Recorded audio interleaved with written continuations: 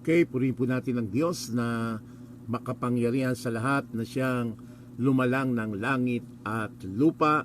It is time to go back to the scriptures, isang programa sa Facebook live streaming na inyo pong napapanood tuwing araw ng Sabado at Linggo sa ganap na alas 7:30 hanggang alas 8:30. So akin pong binabati at pinapasalamatan ang lahat ng mga kapatiran at gayon din sa ating mga kaibigan na at sa ating mga kaibigan na nanonood, gayon din ang ating mga kapatid sa iba't ibang dako ng bansa na naaabot po ng ating munting programa. Aking pong binabati ang ating pastor na si Nelson Castillo at ang kanyang pamilya. God bless, Pastor. Nawa ang patuloy na biyaya at pagpapala ng Diyos ang sumainyo sa ministeryo na inyo pong ginagawa sa gawain ng ating Panginoon. So, binabati ko po rin si Glenn Villegas na nanonood po sa atin at hindi sa ating mga kaibigan. Kung nais nyo po na kayo ay magtanong sa comment, itanong lamang po ninyo tanungan, at kung may nais po kayo ipanalangin ay i-type lamang po at atin pong ipapanalangin sa ating programa. At paki-like na rin po at paki-share na rin sa ating mga kaibigan at mga magulang at hindi sa mga kapatid na sa ibang lugar, ang mga kapatid ng OFW. Kayo po ang buhay na bayani at yan sa ating mga kaibigan na nagtitiis po kayo upang matustunan ang mga pangangailangan ng inyong mga mahal sa buhay dito sa ating bansa, at nakakatulong din po kayo sa ating ekonomiya upang lumago po ang ating ekonomiya. So, bagamat pandemic sa lahat ng bansa na ngayon ay nagtitiis sa ating pong kalagayan, at ako'y naniniwala walang imposible sa ating Panginoon sa lahat ng bagay na yan. Ito isang paraan na pagsubok na ibinigay sa atin na panahong ito ito na ang napapanahon para tayo ay maging kabahagi at maging daluyan ng biyaya sa ating po mga kaibigan na ngayon na nasa kanilang mga tahanan. At GCQ tayo at doon sa ating po mga bansa na naabot po tayo ng ating programa ay nasa loob lamang po kayo ng tahanan. Kung wala naman po kayong puntahan o pasyalan, ay mas mabuti na manatili na lang po tayo sa bahay upang maingatan din po natin ang ating kalusugan at sa ating mga frontliners, doctors, nurse at workers sa bawat ospital na nangangasiwa po sa kanilang mga pasyente.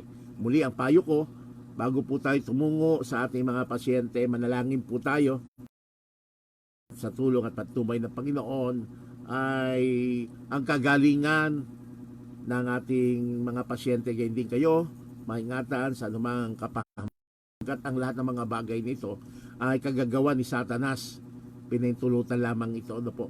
So ng ating Panginoong Diyos, so ngayon ay mag-ingat at kailangan natin ng face mask at face shield na ito ang siyang iniutos na ating pamahalaan na tulungan natin upang hindi na po dumami pa ang mamatay at magkasakit, no po. Gayon din po ang ating mga frontliners na kapulisan at kasundaluhan. Nawa ay ating sundin sila kung ano man ang pinag-uutos na nila sa atin, ay wag na po tayong sumuway upang hindi na po magkaroon ng mga sa ating mga barangay. Kaya kami ay saludo po sa inyo, lalo git ang ating mga frontliners. So sa ating pag-aaral ng banal na kasulatan, ang paksa na aking pong tatalakayin tungkol po sa integrity, wholeness, and holiness. So ito yung ating bibigyan pansin sa ating pag-aaral. At ang outline na nais ko pong ibigay sa inyo, na dito po tayo magkakaroon ng pag-aaral sa umagang ito. First, Jesus and integrity. Second, integrity. Third, spirituality and integrity. So ito yung ating bibigyan nating pansin sa ating pong pag-aaral. At bago po tayo magpasimula sa ating pag-aaral, ay makakapagring po tayo ng papuri para sa Panginoon, at ibibigay po sa atin ng ating kapatid ang awitin na ito bilang papuri sa Panginoon.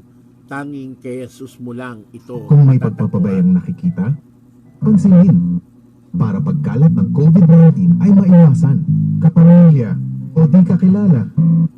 Kung walang mask, walang distansya, gala ng gala, ating pagsabihan at gawin ng may ngiti. Paalalahanan ang nakalilimot.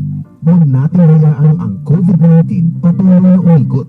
Ang pagpapaalala ay pagmamalasakit. Malasakit ay kailangan para COVID-19 mapigilan.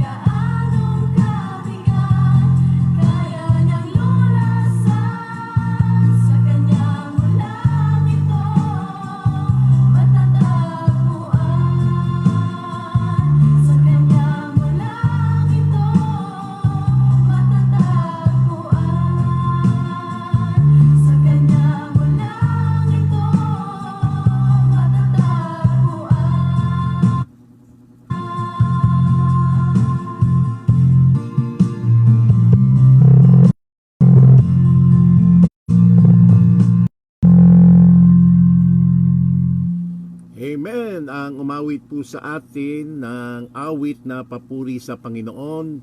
Tanging kay Jesus mo lang ito matatagpuan, si John Ray. So, sa ating mga late viewers, sa paksa na ating pong tatalakayin ay tungkol po sa integrity, wholeness, and holiness.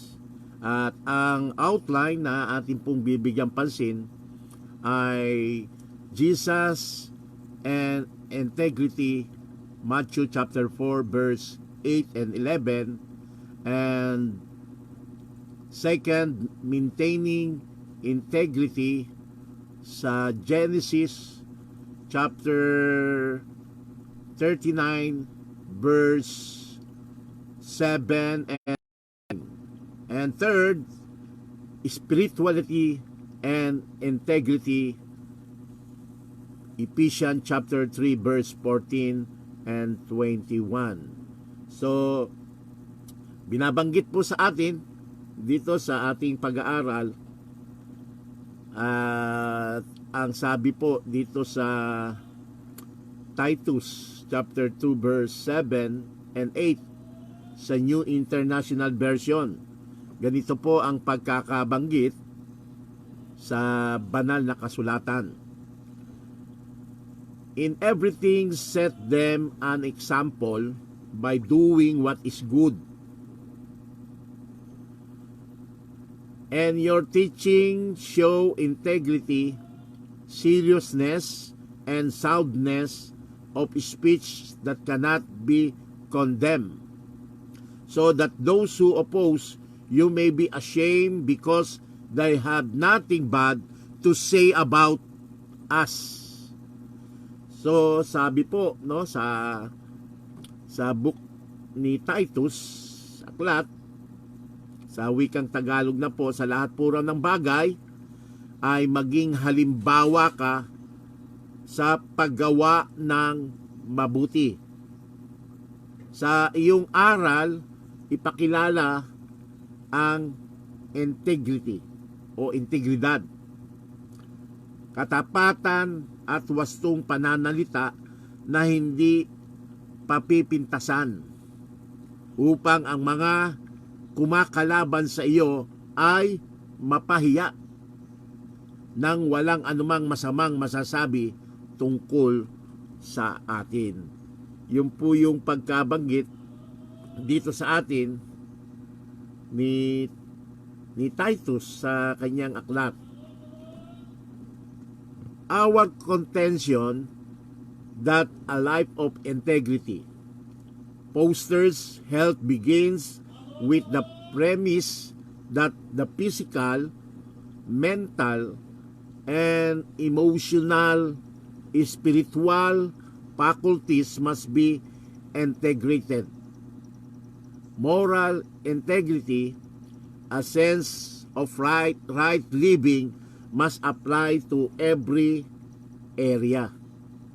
So, ang paninindigan po natin, mga magulang at mga kaibigan, na ang isang buhay ng integridad o yung pagiging tapat o katapatan ay nagpapasimula sa batayan na ang physical, mental, emotional, spiritual na kapangyarihan ay kailangan magkasama o magkakasama. Ang moral na integridad, ang isang pagkaunawa ng tamang pamumuhay, ay kailangan po na ito'y i-apply sa lahat ng bahagi. So, dito po sa ating first outline, Jesus and integrity. Binabanggit po rito sa aklat ng Matthew chapter 4 verse 8 patuloy hanggang 11. Ang sabi po ay ganito sa English, sa New King James Version. Again the devil took him up on an exceedingly high mountain, and showed him all the kingdom of the world and their glory. And he said to him, all these things I will give you, if you will fall down and worship me. Then Jesus said to him, away with you, Satan, for it is written, you shall worship the Lord your God, and him only you shall serve. Yun po yung pagkabanggit dito na kung paano na ang ating Panginoon pagkatapos na siya ay bautismuhan. No po, at makikita po natin dito na 4 araw na siya ay nag-ayuno at siya ay tinaboy sa ilang. At sa pagtataboy sa ilang, kasama dito si Satanas para siya tuksuin. At kung ating pag-aaralan ang aklat ng Matthew chapter 4, ito ay isang paraan na pagtukso kay Jesus na kung paano niya ito napanagumpayan. So, shout out kay Shen Serape Sedon is watching now, and si Riz Can Abalus. Salamat po sa inyong panonood. Pagpalain po kayo ng Panginoon. So, mapapansin po natin dito yung tukso na ginawa sa ating Panginoon na kanyang napanagumpayan. Ito rin yung tukso na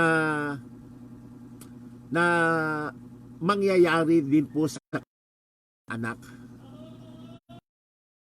Tagumpayan lamang natin itong mga tuksong ito kung tayo ay nasa Panginoon. Yun po yung inuulit ko. Kaya lagi po nating isuko ang ating sarili sa Panginoon. Ibigay natin ang ating sarili sa Panginoon para ang Panginoon ang tutulong sa atin upang mapanagumpayan natin yung mga tukso na nangyari sa buhay ng ating Panginoong Hesus, sapagkat ito rin yung ating mararanasan bilang tagasunod ng ating Panginoon. Kaya mga banggulang at mga kaibigan, anuman ang inyong reliyon, anuman ang iyong iglesia at sekta na inyong inaaniban, ay panahon na kayo ay manumbalik sa Diyos at ang Diyos ang manunumbalik sa inyo.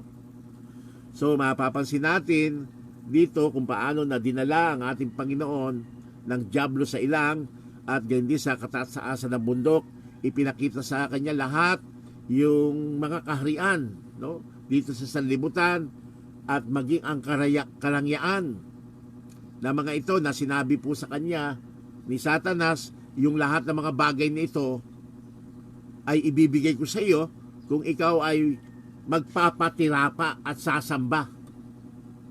So word yung pagpapatirapa at yung pagsamba, isang itong pagsamba sa Diyos. Kapag ikaw ay lumuhod at niluhuran mo ang lahat ng mga bagay at nag-alay ka, nagpatirapa ka, ito'y isang pagsamba.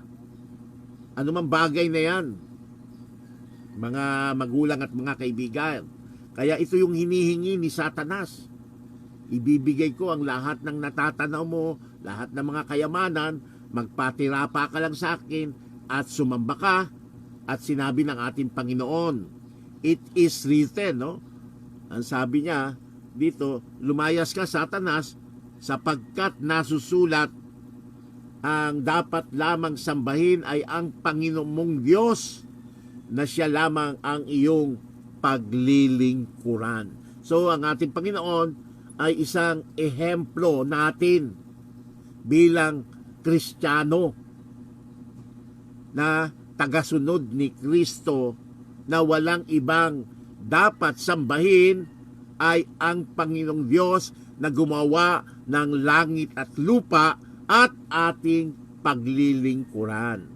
Kapag ka iba na ang inyong sinasamba at pinaglilingkuran, Hindi po yan ng Diyos na gumawa ng langit at lupa, kundi iyan ay si Satanas, yung inyong pinaglilingkuran. So, shout out Helen Strickland is watching now, and Marivic Rectra. Pagpalain po kayo ng Panginoon. So, makita po natin yung tuksong ito, maaari nga po na itukso rin ito sa atin. Kaya kailangan sawayin natin ito sa pamamagitan ng nasusulat. Nasusulat.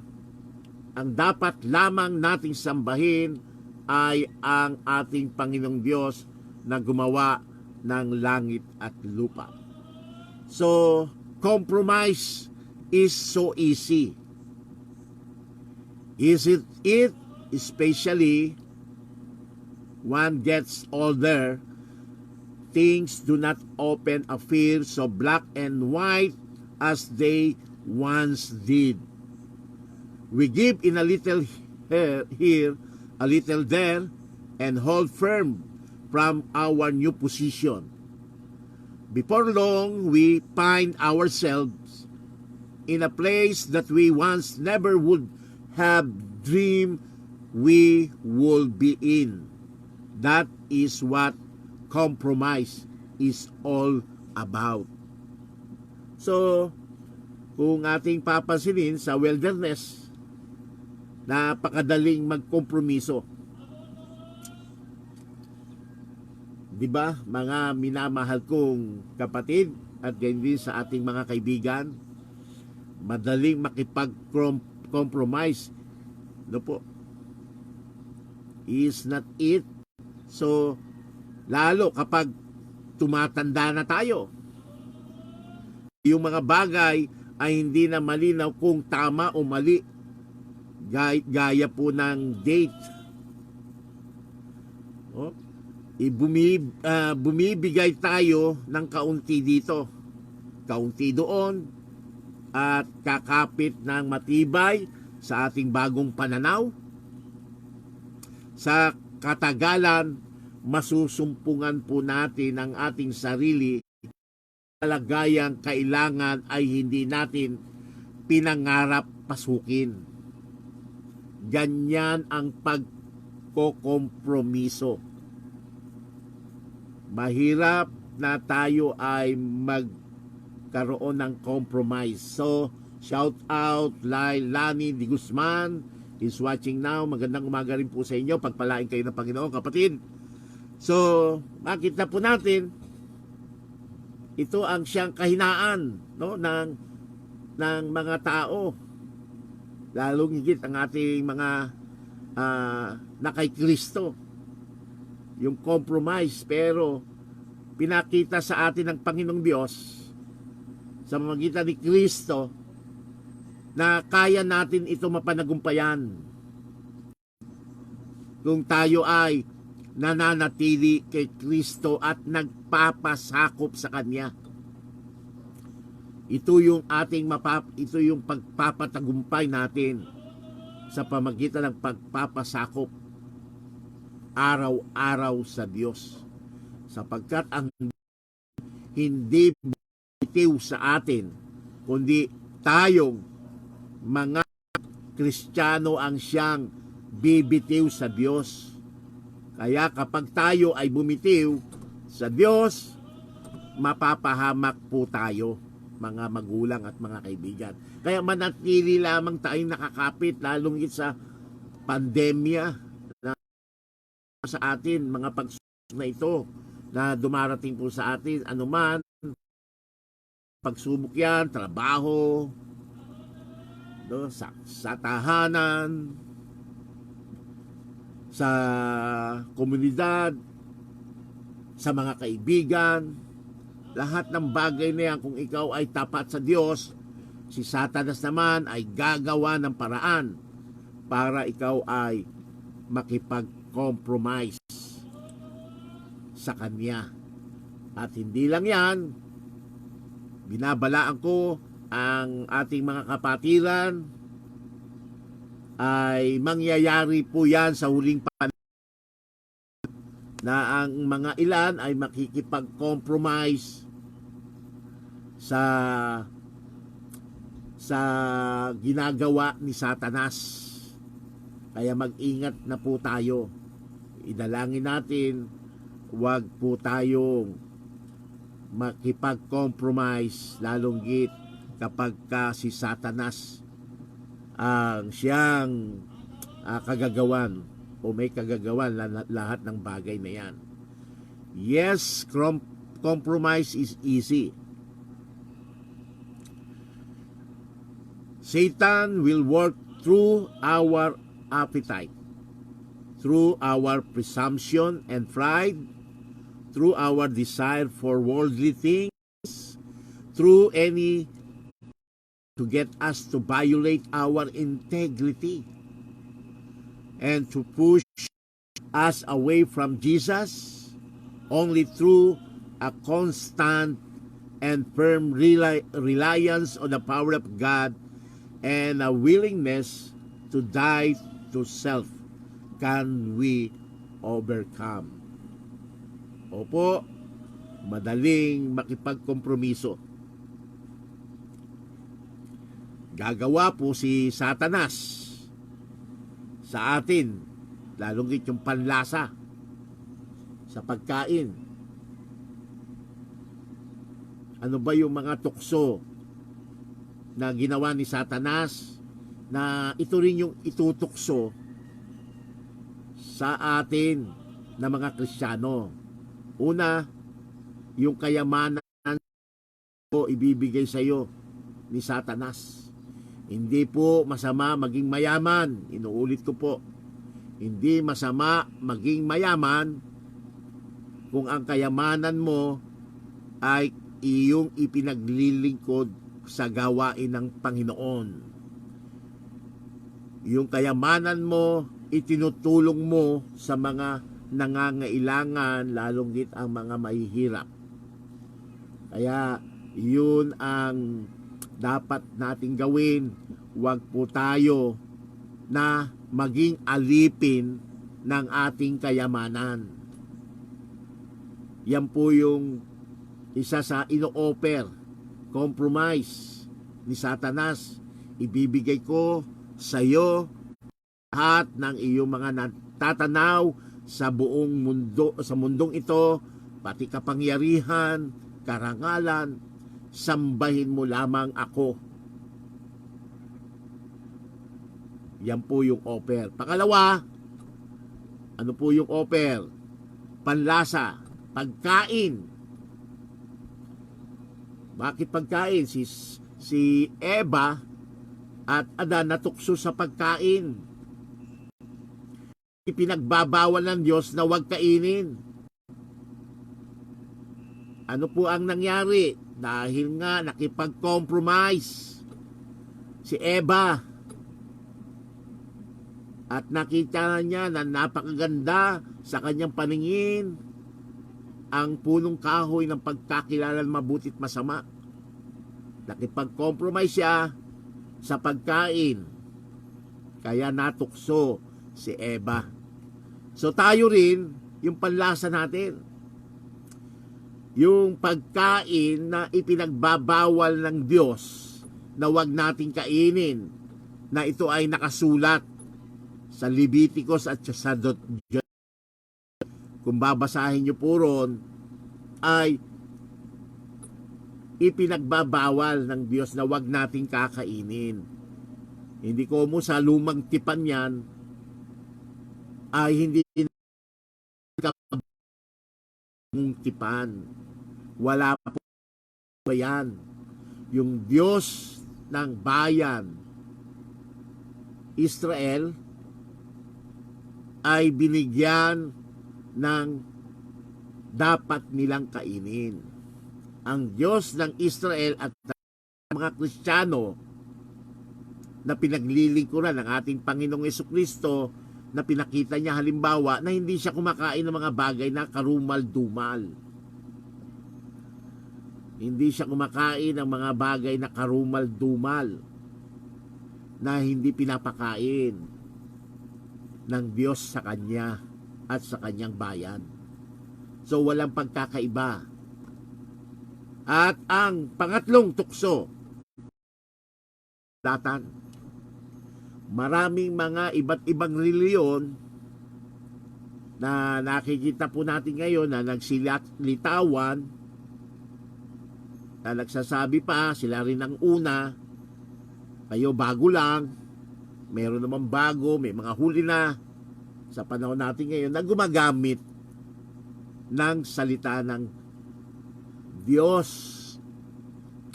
Yung iba kinakalakita ng Diyos. Kaya maraming mga pastor ngayon na mayayaman.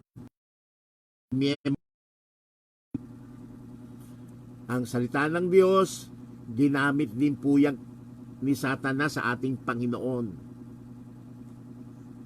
Pinapunta siya sa tuluktok ng bundok o ng tor para magpatihulog at sasaluin naman siya ng kanyang mga anghel. So intentional. Biro mo, tatalong ka, may sasalo naman sa Panginoong Hesus. Kaya ang pangontra ng ating Panginoon, nasusulat. Puro nasusulat sa Biblia. Kaya nga pagka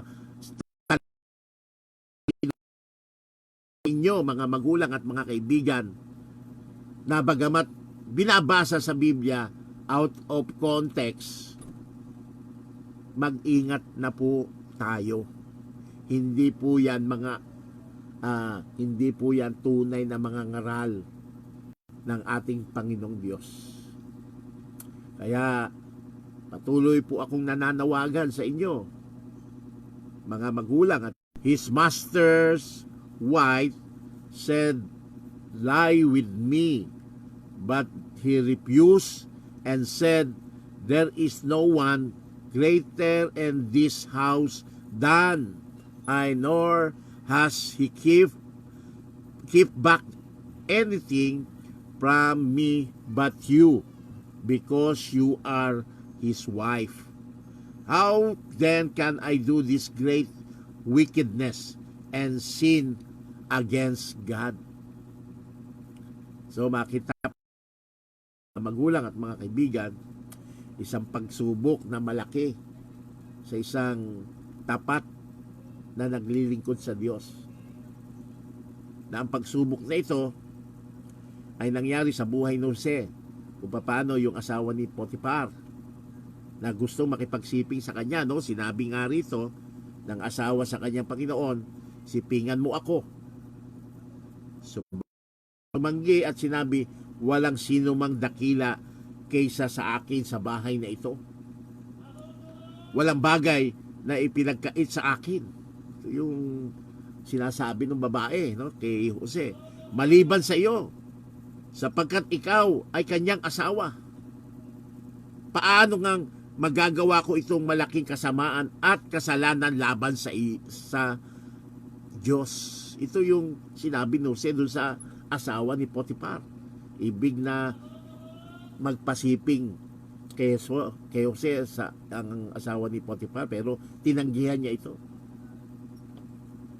Kaya kung atin pong papansinin yung pagtanggi rito ni Jose, yung sexual immorality, naging kasalanan niya pa. Binaligtad siya. Pero sa bandang huli, napanagumpayan niya yung bagay na ito. So, sexual immorality is sin. Ito po yan. Itong isang napakabigat na kasalanan at hindi naman na tutuksuhin ni Satanas yung nasa kanya na,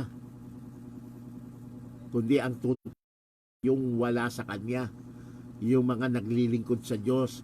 Malimit na yan ay nangyayari, no, sa buhay ng mga naglilingkod sa Diyos.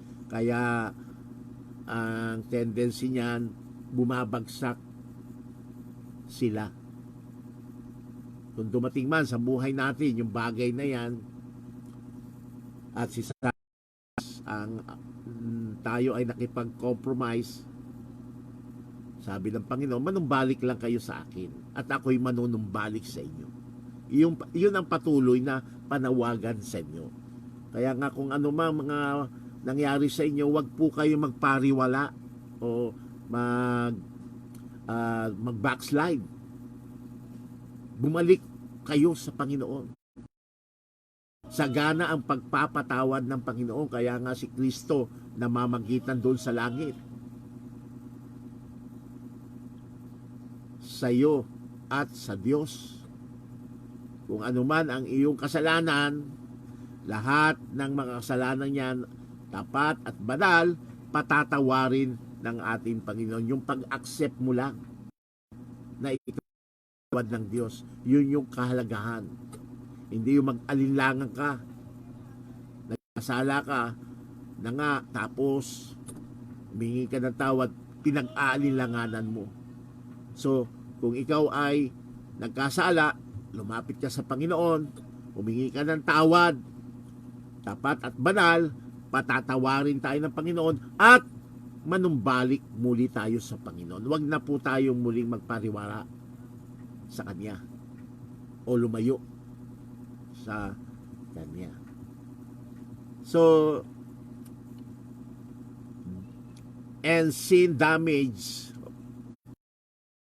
our relationship and with others. Yun po yung problema, ano po?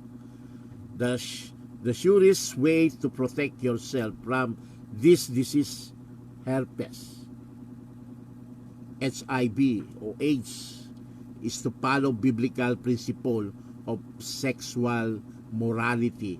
Sexual pleasure is for a man and a woman within marriage.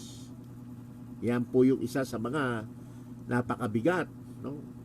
Kung kayo ay may nangyari na, anong yung inyong nakasama ay hindi nyo po kilala at magkilala niyo sapagkat ito'y kasalanan pa rin, alam po tayo, manumbalik tayo sa Panginoon. Alam po yung epekto, yung mga bagay na sexual immorality, ano po yung epektong ito dahil kasalanan. Yan na nga po ang binabanggit dito sa atin ay mga sakit. Mga sakit. At napakaswerte nyo kung kayo man ay hindi nagkasakit sa nangyari yan. Kailangan na manumbalik muli kayo sa Panginoon. Kaya nga inuulit ko, mga magulang at mga kaibigan, sa mga naglilingkod sa Panginoon, ito yung pinaka mahirap na sitwasyon. Kung wala ka sa Panginoon, madali po tayo na matukso. Pero handa pa rin ipatawarin ng ating Panginoon at manumbalik sa Kanya, at lahat ng mga bagay na yan ay ipatatawad sa atin ng Panginoon. Ngunit huwag na muli tayo magkakasala. Yan po yung isa sa mga binabanggit sa Biblia. Naalala ko yung isang babae na hinuli ng mga Eskriba at Pariseo na nangangalo niya, hinarap sa ating Panginoon. At sinabi na babaeng ito ay nangangalo niya at anong sabi sa ng ating Panginoon, sumulat kung sinong walang kasalanan nagpulasan itong mga taong ito. At nung umalis na at yung babae na umiiyak, nagsusumamo sa ating Panginoon at sabi ng Panginoon, nasaan na yung nag-aakusa sa iyo? Wala na. Okay, kung wala na, pinapatawad kita at huwag ka nang muling magkakasala. Yun yung binabanggit, no po, na binanggit ng ating Panginoon sa banal na kasulatan. Kaya nga, kung tayo magkasala at manumbalik sa Diyos, that He would grant you according to riches of His glory, to be strengthened with might through His Spirit in the inner man, that Christ will in your hearts through faith. Ano po yung pagkabanggit dito sa Ephesians no, 3 verse 16 and 17 sa wikang Tagalog na, upang sa inyong ipagkaloob niya ayon sa kayamanan ng kanyang kaluwalhatian na kayo'y ng kapangyarihan sa pamagitan ng kanyang espiritu sa pagkataong loob, upang si Kristo tirahan sa inyong mga puso sa pamagitan ng pananampalataya. So ano po ang ipagkakaloob sa atin na maging kayamanan? Para mapalakas po tayo yung kanyang kapangyarihan sa pamagitan ng banal na espiritu. Ito yung kaloob na ibibigay sa atin upang si Kristo ating puso sa pamagitan ng ating faith, pananampalataya. Kaya mapapanagumpayan natin yung mga tukso na darating sa atin. Kayamanan, pagkain, Biblia, gumagamit po yan, no? Mapapanagumpayan natin yung mga gumagamit na interpretasyon. Yan, mapapanagumpayan po natin yan kung si Kristo ay tulutan. Spiritual and even physical trouble. Maaring malakas, tapat, at panatag tayo sa maraming paraan. Ngunit isang bahagi hindi nating ipinapasakop sa Panginoon. Isang bahaging makasalanan na patuloy nating kinakapitan ng ating sarili sa malalim na pagkasirang moral, espiritual at maging physical. Yan po yung surgery, but more like heart surgery. Something working deep within us, and this change comes to us by faith, by knowing the reality of God's love for us, seek us complete transformation in our lives. Napakalakas tayo, magpakalakas po tayo sa espiritu mula sa kaibuturan.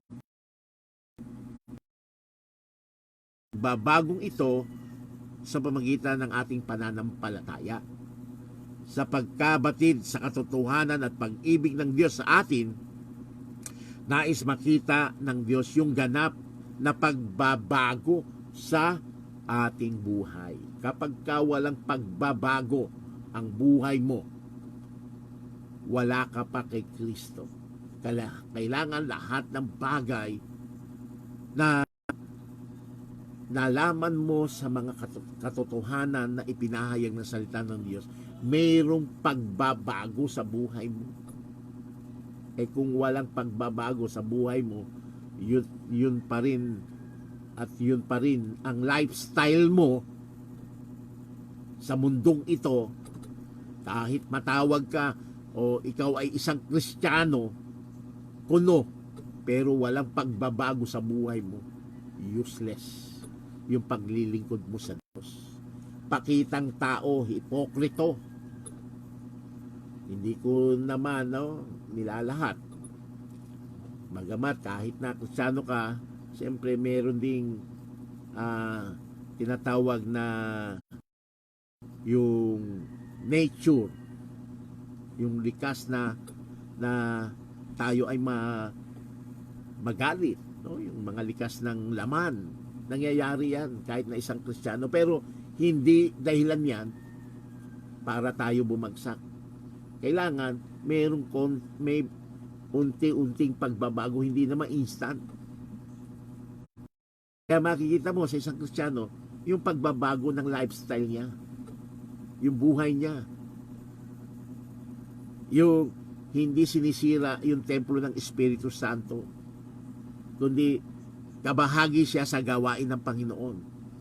Kung nakita mo na wala pa rin pagbabago yung buhay niya, lasenggo pa rin, kumakain pa rin mga karumal-dumal, sugarol, lahat ng mga bagay na bisyo nasa kanya, ay hindi po pagbabago yan, hindi po sa Diyos yan. Mag-ingat po kayo. Yung mga taong nakikisama lang yan, kuno, na kunyari ay nasa Diyos siya, pero yung kanyang buhay ay malayo sa Diyos. Hindi ko naman sinasabi na ang mga Kristiyano hindi na nagkakasala. Nagkakasala rin po sila. Nagagalit din po sila. Pero hindi basihan yan na magalit ka, hindi ka nakasano, kundi mayroong pagsisisi. Kaya nga manumbalik kayo sa Diyos at manunumbalik ang Diyos sa inyo. Yun yung panawagan na patuloy na panawagan ng Diyos sa atin. Kaya nga may programa po tayo rito na dapat nating maunawaan yung salita ng ating Panginoon. It is time to go back to the Scripture. Manumbalik kayo sa salita ng Diyos. Pag-aralan natin ang salita ng Diyos. Dito lamang tayo makakasampung ng buhay na walang hanggan at magkakaroon ng kapayapaan sa buhay at higit sa lahat, yung pangako ng Diyos na inaasam-asam natin na sa kanyang ikalawang pagparito, na may pangako siya maghahanda ng tahanan sa bahay ng kanyang ama, at kapag napaghanda na, siya ay muling paparito. Yun yung pag-asa po natin, hindi yung pag-asa na sa sanlibutan ito, no po, na iniintay natin na maging mayaman tayo, milyoner tayo, kilala tayo ng lahat ng tao, makapangyarihan tayo. Hindi po yan. Pansamantala lamang, sapagkat meron tayong hinihintay. Kung ibigay naman sa atin ng Panginoon yan, ipaglingkod natin ayon sa kalooban ng Panginoon. Integrity requires that our action reflect our belief. Exercise is important for the body. We show a lack of integrity if we neglect giving our bodies the exercise they need. Men and women must be taught to take a careful view of every habit and every practice, and at once put away those things that cause an unhealthy condition of the holy body, of condition of the body. So, iningi po sa atin yung integridad, yung pagiging tapat, na makita po sa gawa ng ating paniniwala. Ang ehersisyon mahalaga po sa katawan yan. Hindi yung inom ka ng konting alak nakabuti sa katawan. No. Sapagkat maraming pag-aaral po na yung konting pag-inom ng alak nakakasama pa rin sa kalusugan. At yung konting iniinom mo, una isang tagay lang, pangalawa isang bote, pangatlo hanggang sa case na po yung ating hanggang sa maging lasing na tayo, maging gahaman na tayo sa alak o ano man mga bagay na pagkain na pinagbawal ng Diyos, patuloy pa rin natin ginagawa na hindi naman pinapakain sa atin ng Panginoon. Alam mo, mga magulang at mga kaibigan, alam ng Diyos yung dapat nating kainin, alam ng Diyos yung dapat nating inumin, kasi kanyang templo itong ating katawan. Binili na tayo sa halaga, hindi na po sa atin to, sa Panginoon na ito. Kaya ipaglingkod natin ito sa Panginoon. Yan po yung gusto na mangyari ng Panginoon sa kanyang mga anak. Iingatan nating buhay at tapat na pagsamba ang ating katawan, sapagkat dito nananahan ang Espiritu ng Diyos. Kung espiritu ng alak mananahan sa atin, o anumang espiritu yan, ay mapapahamak po tayo. Shout out Jeyo Alvarez and Joy Morales Abonales na nanonood po sa atin. Pagpalain kayo mga kapatid sa inyo pong panonood. So, ehersisyo yung mahalaga, no, sa ating katawan. Nagpapakita po tayo ng kawalan ng integridad kung hindi po natin ibinibigay ang ehersisyo kailangan ng ating katawan. Yung konting lakad, no, paglalakad natin, no, yung mga exercise na dapat natin gawin sa ating katawan na hindi naman nakakasama, pagkat merong hard, merong tinatawag na smooth, no, na paraan ng pag-exercise. Kaya laging galaw-galaw tayo para hindi tayo ma-stroke, mga magulang at mga kaibigan. At laging tingnan natin yung ating katawan, kung ano man yung nararamdaman natin. No? Obserbahan natin. At kung nakakasama yung lalong yung pinagbabawal ng Diyos sa pagkain sa atin, huwag natin kainin. At yung kinain naman natin, kahit na ito mabuti, no? O pwedeng kainin, pero nakakasama naman din sa kalusugan natin dahil meron ng sakit na nga tayo, huwag na natin gawin. Ang pinapayo ko, kumain na lang tayo ng prutas. Yan, sapagkat yun ang original diet na binigay ng Diyos sa kanyang mga anak. No? Fruits. Ang vegetable, pangalawa na lamang yan. At ang pangatlo, yung pagkain ng karne na ibinigay ng Diyos sa kanyang bayan. Kung yung mga bagay na yan, susundin lang natin, tiyak na hindi po tayo mapapahamak physically and spiritually. Yan po yung kailangan na makita sa ating buhay. Okay, shout out Elgin Limbagan. Calderon is watching now. Salamat po kapatid, pagpalay po kayo ng Panginoon. So, ehersisyo, no? Sapagkat nagpapakita ito, no? Nagpapakita ito, nakawala ng integridad. Kung hindi tayo yung ehersisyo, kailangan nating ang ating katawan. Dapat po maturuan ang mga lalaki at babae, bantayang mabuti ang bawat kaugalian at nakasanayan at agad iwaksi ang mga bagay na nagdudulot ng hindi malusog katawan, physically and spiritually. Obserbahan natin ating katawan, no? At yung spiritual natin. Kailangan si Kristo nabuhay, mga magulang, no? Sa lupang ito, pero aspeto na bahagi ng kanyang buhay, spiritual, mental, and social. Ito yung mabuting kalusugan ng tao. Hindi ko mo mataba ka, malusog ka na. Hindi po yan. Hindi ko mo mapayap katamtama ng katawan mo, malusog ka na. Hindi rin po yan. Kahit nag-exercise ka, hindi yan po.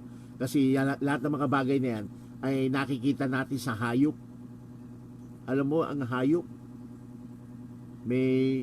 mayroon silang aspeto rin ng kalusugan. Maliban lamang spiritual, wala ang hayop. Ang tao lang merong spiritual. Ang hayop, physical, nakakasakit sila. Social, nakikisalamuha sila sa kanilang kapwa hayop. At mental, alam niya rin yung kapwa hayop nila, no? Pag nakita sila, para bang nag-uusap o naglalaro sila. Pero spiritual, wala ang hayop. Wala ang hayop ang spiritual. Hindi tulad ng tao ang complete healthy lifestyle ng tao. No? Spiritual, mental, physical, and social. Kapag meron kang aspeto ng bagay na ito, na kalusugan tulad ng ating Panginoon,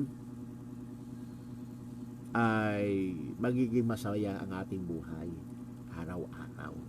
Kaya kailangan lagi nating ipasakop ang ating sarili sa Panginoon at mag-aral tayo ng salita ng Panginoon. Amen. Okay, pagpalain po tayo ng Panginoon kung dapat natin patuloy na gagawin yan. At tiyak na ito ay makakatulong sa atin habang naghihintay sa ikalawang pagparito ni Kristo, ay magiging matibay tayo. Okay. Panawagan sa bawat isa po sa inyo, mga magulang at mga kaibigan, hindi sa ating mga kapatid. The greatest want of the world is the want of men. Men who will not be bought or sold. Men who in their inmost souls are true and honest. Men who do not fear to call sin by its right name. Men whose conscience is as true to duty as the needle to the pole. Men who will stand for the right through that heavens fail. Kaya nga po, sa panawagan sa atin, yung pinakamatinding pangangailangan ng mundong ito ay ang pangangailangan ng mga taong hindi mabibili o maipagbibili ang tao sa kaibuturan ng kanilang pagkatao ay totoo at tapat. Ang taong hindi takot tawaging kasalanan ang kasalanan, ang tao konsensya ay dapat sa tungkol yung na nakatapat sa pulong hilaga, manindigan sa tama kahit pa bumag ang kalangitan. Ito yung kailangan po natin, manindigan tayo sa tama. Kung tama yung ating gagawin, panindigan natin. Kung mali ang gagawin natin, huwag nating gawin. Yan lang po yung dapat nating gawin. Kung ang utos ng Diyos ay salungat sa utos ng tao, panindigan natin yung utos ng Diyos. Yun yung ating sundin. Kapag ang utos naman ng tao, taliwas sa utos ng Diyos, huwag nating gawin. Ito ang aking payo sa inyo. Kaya mag-ingat po tayo, manatiling tapat, wakas, hanggang sa dumating ang ating Panginoon sa buhay nating ito. Nawa ang biyaya at pagpapala ng Diyos ang sumaating lahat. So sa ating pong pagtatapos ay makakapakinig po tayo ng isang awit na papuri sa Panginoon, at ang awit na ito na ipagkakaloob po sa atin ng ating kapatid ay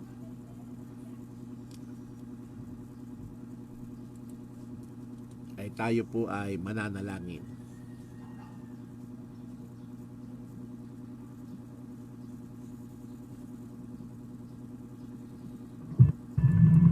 Chaos is increasing worldwide.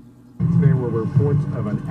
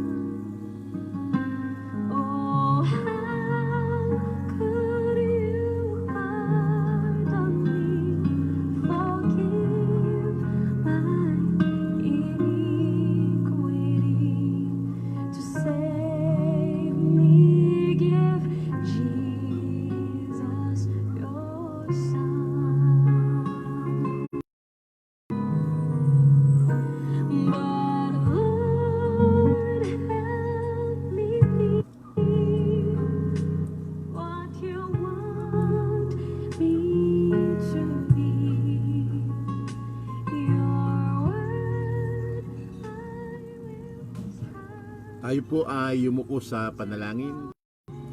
Salamat po ng marami, Amang Banal, na nasa langit po kayo. Sa pamamagitan ng inyong bugtong na anak, na aking Panginoong Hesus, nilalapit ko po, Amang Banal, ang programang ito, yung naging daluyan, ang inyong abang lingkod. Salamat po sa mga kapatid na nananalangin at sumusuporta sa gawain ito.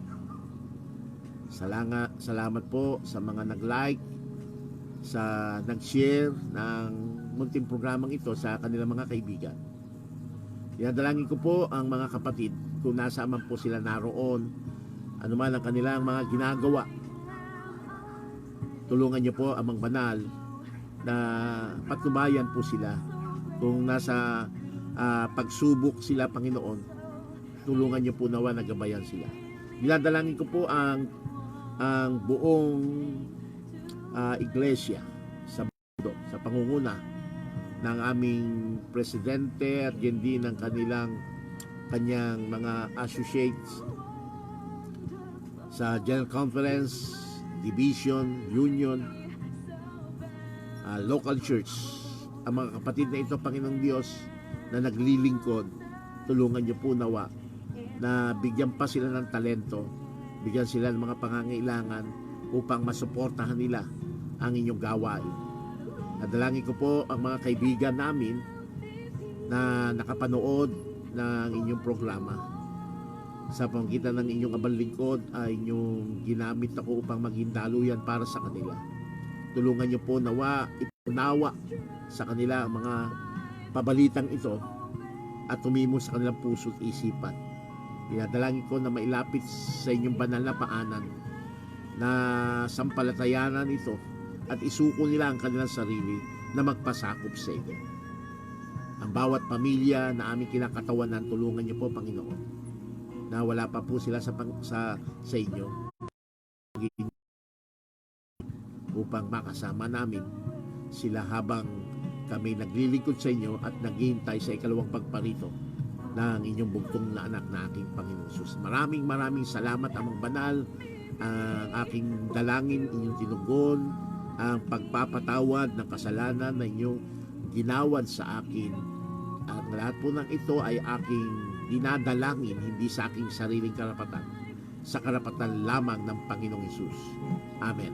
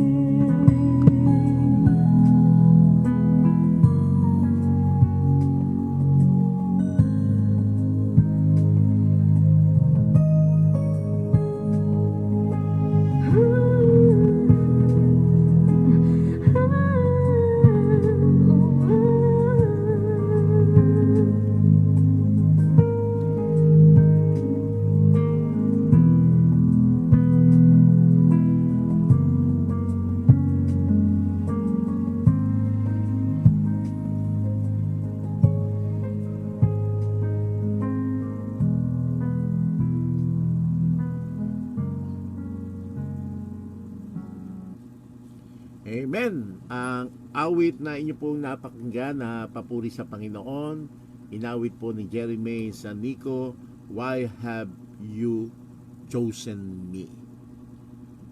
Salamat sa awit na papuring ito na inyo napakinggan, at nawa ang biyaya at pagpapala ng Diyos sa inyo sa susunod na sanlinggo sa ganito rin pong oras at linggo.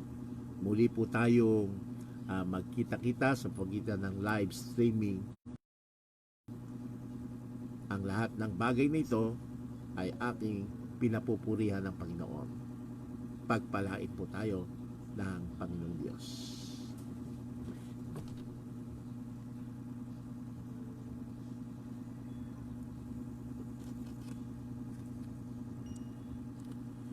Shout out kay Rodrigo Didase.